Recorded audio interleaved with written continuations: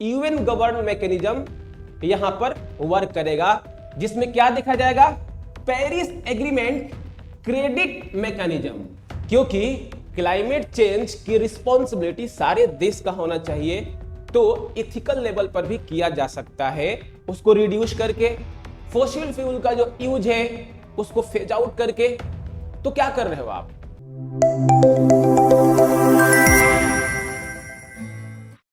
अब आर्टिकल 6.4 ये सेंट्रलाइज है। सेंट्रलाइज कहने का मतलब क्या है? Replaces the Kyoto era CDM. अब क्योटो एरा सीडीएम क्या होता है, क्योटो प्रोटोकॉल क्या होता है, आप लोग एनवायरमेंट में पढ़े होंगे, फिर भी मैं थोड़ा सा बताऊंगा। It is a UN govern mechanism. अगर इस मैकेनिज्म को कौन गवर्न कर रहा है? यूएन। जब यूएन गवर्न करेगा तो ये सेंट्रलाइज्ड हो जाएगा। यहां पर बाइलेटरल था, इसलिए डिसेंट्रलाइज्ड। ये कीवर्ड याद रख लेना, क्योंकि नेचर से रिलेटेड स्टेटमेंट दे सकता है आपको। हालांकि जो मैंने आप लोग को प्रश्न प्रैक्टिस करने के लिए दिया है, अगर इस आर्टिकल से भी प्रश्न दिया होगा, क्वेश्चन दिया होगा, तो नेचर के आधार पर भी मैं फ्रेम किया जरूर होऊंगा। तो सबसे पहला बात क्या है कि जो 6.4 है ये Kyoto era CDM clean development mechanism Kyoto protocol में था, उसको रिप्लेस करता है और कहता है ना यूएन गवर्न मैकेनिज्म यहां पर वर्क करेगा, जिसमें क्या देखा जाएगा, पेरिस एग्रीमेंट क्रेडिट मैकेनिज्म। अब क्रेडिट मैकेनिज्म क्या है मैं दोबारा नहीं बताऊंगा। क्रेडिट मैकेनिज्म वही है कार्बन ट्रेडिंग वाला, तो इससे आप समझ सकते हैं। वहीं पर बात कर रहा है 6.8 जो नॉन मार्केट बेस्ड है। नॉन मार्केट बेस्ड कहने का मतलब, मार्केट बेस्ड कहने का मतलब क्या होता है? मार्केट बेस्ड कहने का मतलब होता है जो इंडिया ने जर्मनी के साथ किया, वो मार्केट बेस्ड है। नॉन मार्केट बेस्ड कहने का मतलब कोऑपरेट करेंगे बिना पैसे का लेन देन करके। क्यों?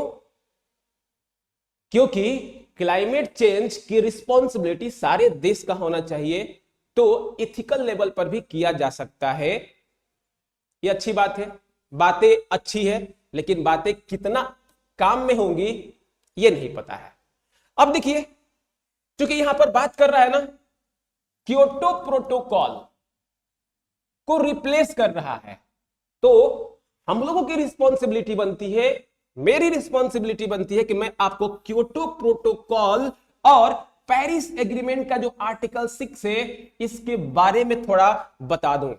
ध्यान रखिए, जो क्योटो प्रोटोकॉल था ना, जिसमें क्लीन डेवलपमेंट मैकेनिज्म की बात की गई थी, उसमें लिमिटेशन था। लिमिटेशन क्या था? बात है 1997 की, जब क्योटो प्रोटोकॉल हो रहा था। इस वक्त क्या हो रहा था? इस वक्त कहा गया कि हम क्लीन डेवलपमेंट मैकेनिज्म को शुरू करेंगे, जिसमें दो एपेक्स को, एपेक्स एपेक्स 1 और एपेक्स 2 कॉलम बनाया गया था। जो एपेक्स 1 था ना, वो डेवलप्ड कंट्री के लिए है। किसके लिए है? डेवलप्ड कंट्री के लिए। तो ये जो डेवलप्ड कंट्री होंगे वो क्या करेंगे? टेक्नोलॉजी फंड प्रोवाइड करेंगे। किसको? डेवलपिंग कंट्री को। यानी ये लिमिटेड था, ओनली डेवलप्ड कंट्री, यानी annex 1 had target developing Nations only host project, यानी ये लिमिटेड था। लेकिन जो पेरिस एग्रीमेंट का आर्टिकल 6 है ये यूनिवर्सल है, सभी के सभी कंट्रीज वर्क करेंगे। यानी क्लीन डेवलपमेंट मैकेनिज्म और nationally determined contribution. Clean development mechanism किसके लिए था? डेवलप्ड कंट्री के लिए। और नेशनली डिटरमाइंड कंट्री किसके लिए है? सभी के सभी देश, चाहे वो इंडिया हो, चाहे वो बोत्सवाना हो, चाहे वो अमेरिका हो, हर किसी को फॉलो करना है अगर वह देश इसका मेंबर है और इस पर साइन किया है तो। नहीं तो हो सकता है कि तुरंत आपका सवाल उठ जाए, भाई अमेरिका ट्रंप के अंदर हर ग्रीन प्रोजेक्ट से अपने आप को बाहर निकाल रहा है, तो इसलिए मैंने बोल दिया कि अगर इसका मेंबर हो adaptation fund 2% share proceeds from clean development mechanism project, यानी जो भी एनेक्स 1 कंट्री थे वर्क करेंगे तो अपने 2% शेयर को क्या करेंगे, पैसे को डिस्ट्रीब्यूट करेंगे, किसको देंगे, डेवलपिंग कंट्री को। यहां पर 5% शेयर की बात कर रहा है कौन, article 6.4 of the Paris agreement.